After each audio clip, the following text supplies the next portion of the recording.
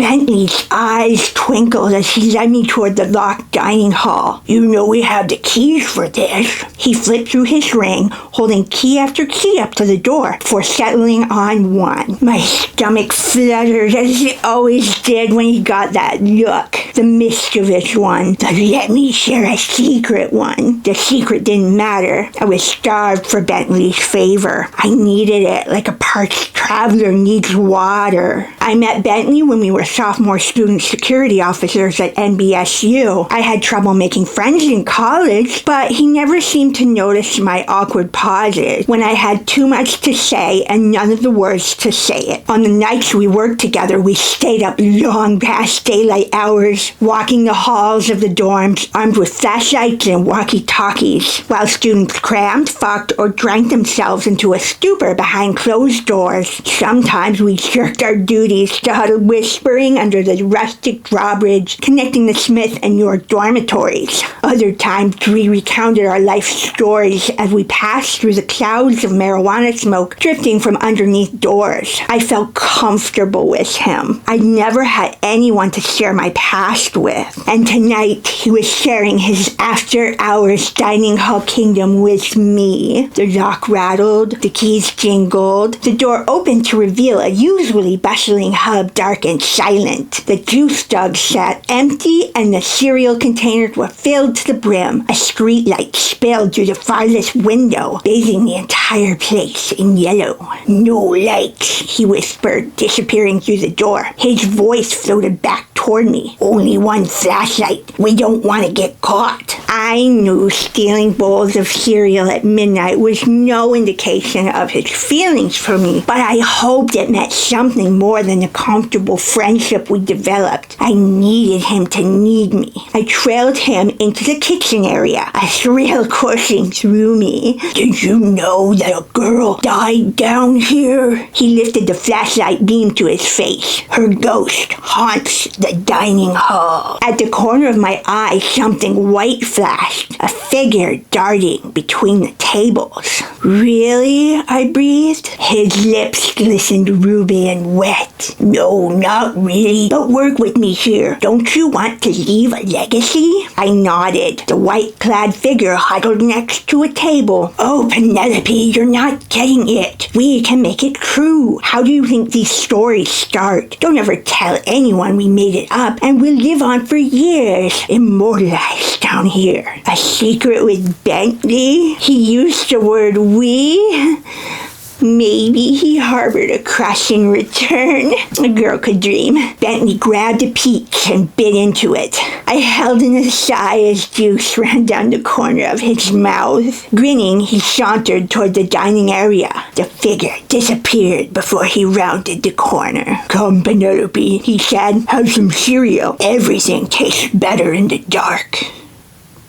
We spent more and more time down in the dining hall instead of doing rounds. I loved sitting in the darkness with him while he told me stories of his large family. 4 sisters and 3 brothers. I tried to imagine Thanksgiving, contrasting it with the cold, silent meals I shared with my mother and father. Laughter, warmth, inside jokes from our youth. What would it be like? I think my feelings for him turned into existence soon after I met him, when he spoke of how much he longed for a large family of his own. That's when the thought first struck me. Perhaps our souls were conjoined twins, wrenched apart by the universe upon our births. In another life, I came from the large family. He had been raised as an only child by 2 busy, 2 strict parents, and I was the one who rescued him to build a future. We were meant to be together for certain. But then along came a curly-haired, big-bosomed junior. How are things with Nevaeh? 3 weeks after they started dating, I tried to toss the sentence out casually, one friend to another, but I barely choked out that slut's name. In the darkness, Bentley sat next to me at the huge round table. He could have taken a chair 3 feet away across from me, but he didn't. Did that mean something? His flashlight clicked on. He winked at me. I melted, caught my breath. He moved away.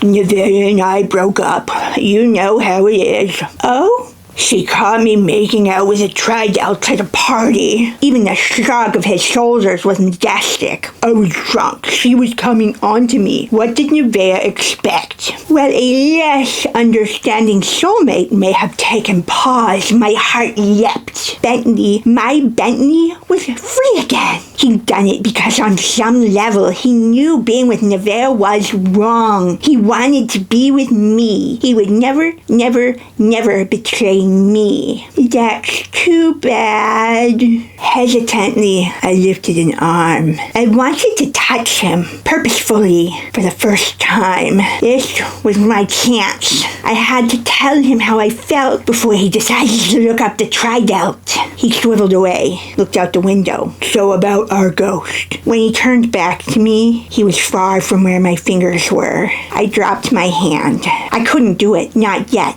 but someday. Oh, yes. Our ghost. I think she killed herself right over there. He pointed at a closet door, but I didn't turn. Instead, I watched the white figure standing over him. Silent, unmoving. She stared down at him. She had long blonde hair, I said. A pixie face, sad-looking, so that everyone felt sorry for her. But she was so lonely. Her mother didn't love her. Her father didn't have time for her. She never went home on weekends, and she dreaded when Christmas break forced her out of the dorms. But even at school, she had no friends, and she ate alone in the dining hall day in and day out. The figure nodded. That's great. Bentley clapped and guffawed. What else? Now he was staring squarely at me, but I kept my eyes on the girl behind him. She wore a long nightgown, the kind you see in horror movies, I said. I surveyed her pale, unblemished face, and she had a scar across her cheek that she got when she was 3, when she fell in a department store and cut it open on a pedestal. A scar bloomed on the girl's face, pink and straight. I love it, said Bentley. I finally met his eyes, catching my breath at the intensity of his gaze. Kiss me, I thought. Please, oh please, just kiss me. He stood, and the girl disappeared. Let's get back. We should do rounds. When's the last time we actually did them? I said. He grabbed my wrist with his thumb and forefinger, circling it with a searing heat, stifling a gasp. I let him drag me out of the mess hall. The next night, Bentley came to work drunk. No, not drunk. Completely and utterly out of his mind, intoxicated. He staggered into the mailroom that doubles as our headquarters, hair in disarray. Penelope, he stirred. Horrified, I stood from where I was filling out our report of fabricated rounds from last night. Bentley, are you okay? See, Tim's grandfather died suddenly, brain, shot, singy, really upstanding old. Fought in the Vietnam War. Stories like you wouldn't. He wavered on his feet. Man, those soldiers, brothers to the end. We needed to keep Tim company. Couldn't leave him alone. So we started drinking at 8 a.m. This was just like Bentley. His frat brothers were his second family. I couldn't help myself. I fell even more in love with him. You need to call in sick, I said. I'll get Jonathan to cover your shift. I couldn't stand Jonathan. He introduced himself as Jonathan with an H and insisted that only the morally bankrupt used controlling substances. However, I didn't want Bentley to get in trouble. If he got fired, I wouldn't be able to spend the scads of hours laughing and getting to know him. I might never see him again. Calm your tits, P, said Bentley. I'm fine. Besides, we're just gonna go down to the dining hall anyways. I did not like the sibilant way he ended that word, but I nodded. Anything for my Bentley. Besides, I wanted to hear the stories from today. What would it be like to be surrounded by people who loved you? At the dining hall door, he fumbled with the keys, struggling to find the right one until I reached out to take them away. As I pulled them from his grasp, my finger slid over his. He went still, the wavering on his feet calming as though my touch were magic. His lidded eyes met mine, and a thrill coursed through me. And then a miracle happened. Bentley leaned forward and kissed me. He tasted like stale beer. I kept my eyes open to watch while his tongue worked in my mouth. Through the window next to the dining hall door, the ghost we'd created smiled and touched her torso happily. Bentley and I made love on the floor the street lamp illuminated, way across the dining hall in the back corner. It was my first time, but I didn't tell Bentley that. He either didn't notice the blood in the dark, or his reverence at taking my maidenhead moved him to silence. The carpet was rough against my back, and his breathing rasped in my ear. I hooked my legs together, urging him to move faster, while I smiled at the ghost girl watching us. Her look mirrors the one I imagined on my face. Pure rapture. I just knew that if I waited long enough, Bentley would admit how much he wanted me. The next day, I bribed the creepy 21-year-old senior on our dorm floor to buy me some champagne, and I picked up some strawberries and whipped cream at the grocery store. Whistling the theme from Beauty and the Beast, my favorite movie, I hurried over the drawbridge to Bentley's dorm. Standing outside his room, I was nervous. Bentley had stumbled off shortly before midnight, bleary-eyed, insisting I didn't need to make sure he got home safely. I finished rounds by myself, even though our supervisor had given lectures time and again on the safety hazards of single women patrolling the dorms alone at night. My bleeding had stopped around noon, but my core muscles hurt. That was odd, since I had mostly just lain there, but all of the pain was good pain. It belonged to Bentley. I tapped tentatively on his door. Someone grunted on the other side. I knocked again, louder. Rustles and whispers, and then the door swung open. Bentley's ex-girlfriend Nevaeh stood on the other side. "Can I help you?" Bleary-eyed, she raised a perfectly manicured eyebrow, an eyebrow that reminded me of when I first started college. My stoic mother, a frumpy woman overly concerned with my sexual purity, had never taught me how to wear makeup or pluck my eyebrows. When she spoke at all, it was to instruct or chastise or both. A woman must always keep her legs closed. A woman must be seen and not heard. A woman is nothing if she does not support her man. A roommate had taken pity on me and given me a makeover, but still, it hadn't been enough to make over whatever faulty wiring was inside my head. Girls like Nevaeh had kept me an outcast my whole life, taunted me because I was different, called me ugly because I wore big glasses, mocked me because I didn't know how to pair a belt with an outfit. "What's that?" She pointed to the shopping bag I was clutching. A savage embarrassment bolted through me. I was certain I was turning the brilliant red that belonged to lobsters, a color I would stay for the rest of my life. "Who is it?" moaned Bentley. The shades were drawn over the windows, so his voice came from a darkened cavern that smelled of mail and sweaty socks. "Your coworker," he groaned. "Tell her I'll talk to her at work tonight." "You heard him." Nevaeh's face was alive with the suspicion of the cheated on. "Now scram, we're trying to get some sleep." In a horribly cliché and rather catty move, she shut the door in my face. I arrived at work half an hour early. I clipped the walkie-talkie to my waist, slid the flashlight and holder into their place, and attached the keys to my belt. The dining hall was darker than usual. The street lamp next to the window had burnt out. I managed to get the lock open with barely a jingle, glided into the room, and shut the door behind me. "Where are you?" I spoke to the empty hall. "I know you're here." The ghost girl appeared in front of me, pale and bereft looking. "What's your name?" She shook her head, pointed at her mouth. A mute then, or maybe the law of the afterlife, appeared to the living but never speak to them. Unlike me, Nevaeh must have had a perfect childhood. She couldn't understand what it was like to love someone who didn't love you back. She got whatever she wanted, whoever she wanted. She had bewitched my Bentley, and now she would pay. The ghost girl was shaking her head with ears ringing. I realized I was repeating the words aloud. Now she'll pay. Now she'll pay. Now she'll pay. The ghost girl stepped forward with palms open, and I took it to be an inquiry as to why I was so upset.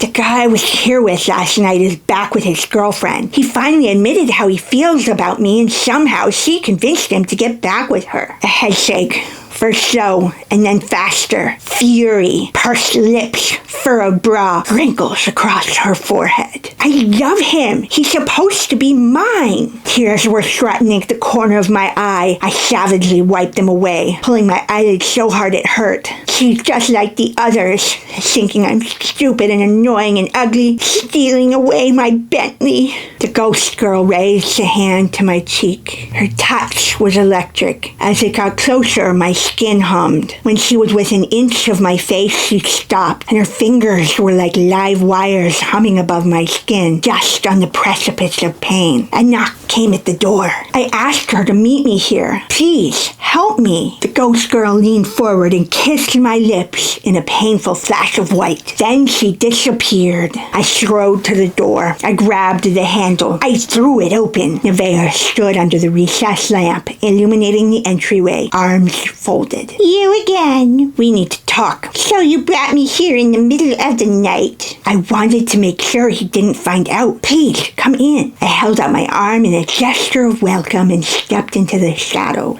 Nevaeh shook her head at me. I can't turn on the lights or we'll get in trouble, I said. I'm sure Bentley told you that when he brought you down here, because I knew he had. He'd shared our kingdom with her. She stepped inside and I shut the door behind her. I need to tell you something. The ghost girl was standing around the corner, visible only to me. She put a finger to her lips. Do you want something to eat? What? I held my head high as I crossed over to the stack of clean bowls. Do you want some cereal? Nevaeh rubbed her hands over her arms. No, get to the point. This place is creepy. Did you know a ghost inhabits it? Stop it. Bentley tried that too, but it's not going to work. There's no such thing as ghosts. Behind her, the ghost girl stepped from the kitchen and floated around the nearest table. Just tell me what you wanted to tell me about that, I said. The door rattled. Keys jingled. The ghost girl darted back into the kitchen. Shit. Chronically late Bentley was here early. He'd gotten a note pasted to his walkie-talkie, but my surprise wasn't ready for him yet. The door creaked open. Hey, said Bentley. What are you guys doing here? Light flooded the room and then dimmed and disappeared with the door's closing thump.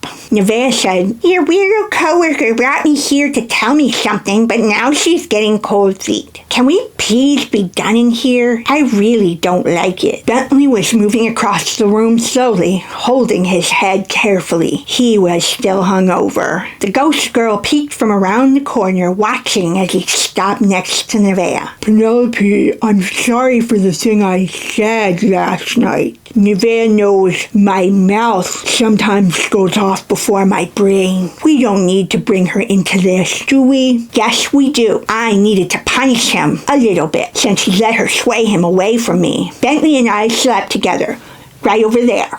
I pointed across the room to where a small spot of my blood would forever hide in the dark blue carpet. You did what? With her? Look, babe, Oh, do not babe me. We are done. I could put up with the idea of you tongue wrestling with that plastic sorority bitch, but her, she's disgusting. We were facing one another, a love triangle made literal in this underground cave of a dining hall. Behind them, the ghost girl crept along, moving across the floor first slowly, then darting in a distinctly inhuman manner. Step, step, leap.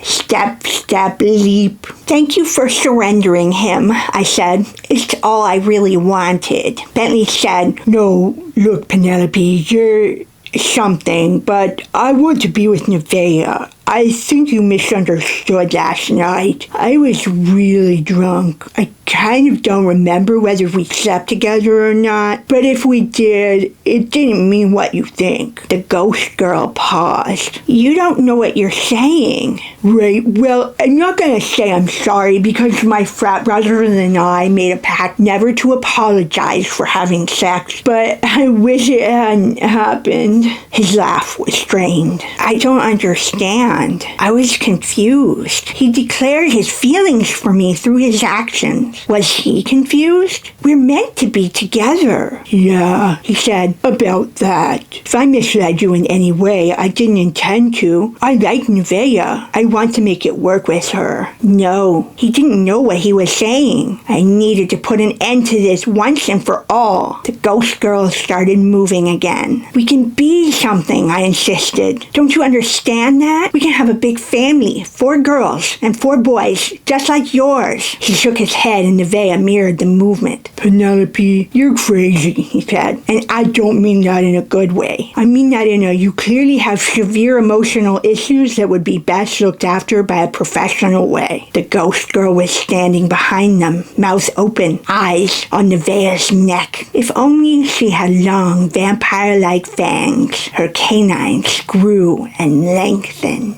They would see her now. I would make sure of it. They would both see her and fear her and know exactly what I had created. And then, after it was over, Bentley would know my power. He would realize Nevaeh was ordinary and I could give him what he wanted. And he would finally realize he wanted to be with me. I silently looked at the ghost girl behind them. They both turned their heads slowly, ever so slowly, until they were staring directly into the face of whatever this thing was that haunted the dining hall. Penelope, what? The ghost girl leapt forward, biting into Bentley's neck so hard, blood splattered Nevaeh's face. No! I shouted as Nevaeh screamed. He squawked and fought against the ghost girl, but he was no match for her supernatural strength. Nevaeh's scream died and then tore the air again, louder, harder. The ghost girl ripped and pulled away a chunk of flesh, blood spraying across the nearest table. Bentley gurgled, fighting, but she was more angry, determined, and hell-bent than he could resist. And I couldn't stop her. I watched as she tore apart the man I loved. Nevaeh's scream tapered off and she stood, staring, silent, hand on her own neck, unmoving. Why was she attacking him? The ghost girl looked up at me. Her eyes caught mine in another white flash like the one from before, forcing memories, ideas into my head. Bentley drunk on top of me, wheezing and staring off over my head. The tone of Nevaeh's disgust at him, not me. You did what? The desperate feeling that came from wanting to belong, but strangely enough, it wasn't my own familiar feelings of loneliness. Instead, it was me inside Bentley's skin, knocking back a beer at a party with thumping bass, wishing his frat brothers respected him more, loved him more, thinking of unspeakable things he'd done, pranks played, getting drunk too much, and above all, feeling lost in a room full of people. The more of his blood she consumed, the stronger the feeling felt, like she was ingesting all his torment and funneling it over to me. With blood dripping from her mouth, the ghost girl mouthed, "He didn't deserve you."